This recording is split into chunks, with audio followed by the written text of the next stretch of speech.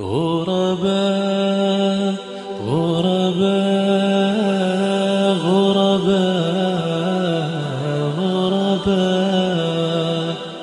রাসূলুল্লাহ সাল্লাল্লাহু আলাইহি ওয়াসাল্লাম একটা হাদিস সুনান তিরমিজির মধ্যে এসেছে, তিনি বলেছেন বাদিরু বিল আমালি সাবআ, বাদিরু বিল আমালি সাবআ, মানে তিনটা জিনিসের আসার আগেই তোমরা প্রস্তুতি গ্রহণ করো।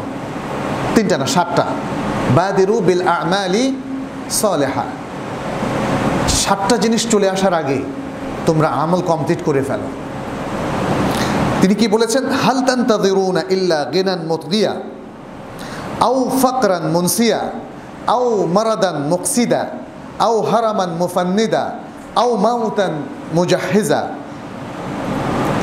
আও আদ-দাজ্জাল ফাশাররু গায়িবিন ইউনতাযার আও আস-সাআহ ওয়াস-সাআতু আদহা ওয়া আমর। কি বলেছেন? যে তোমরা তো শুধু অপেক্ষা করছো এমন স্বাচ্ছন্দ্যের যেটা সীমালঙ্ঘনের শামিল, অত্যাধিক সচ্ছলতা বা ধনী হওয়ার বিষয়।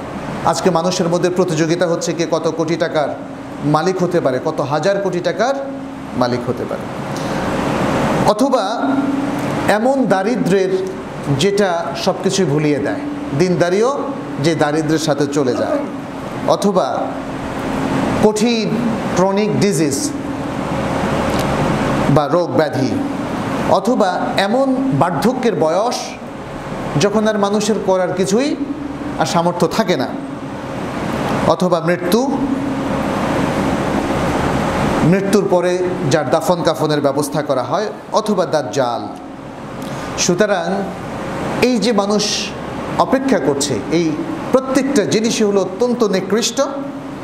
অথবা মানুষ অপেক্ষা করছে, মানে রাসূল সাল্লাল্লাহু আলাইহি ওয়াসাল্লাম বলছেন মানুষ এই নিকৃষ্ট জিনিসগুলোর জন্যই অপেক্ষা করছে, অথবা অপেক্ষা করছে কিয়ামতের জন্য, যে কিয়ামত হচ্ছে আদহা ও আমার, আরও ভয়াবহ এবং আরও কঠিন অবস্থা।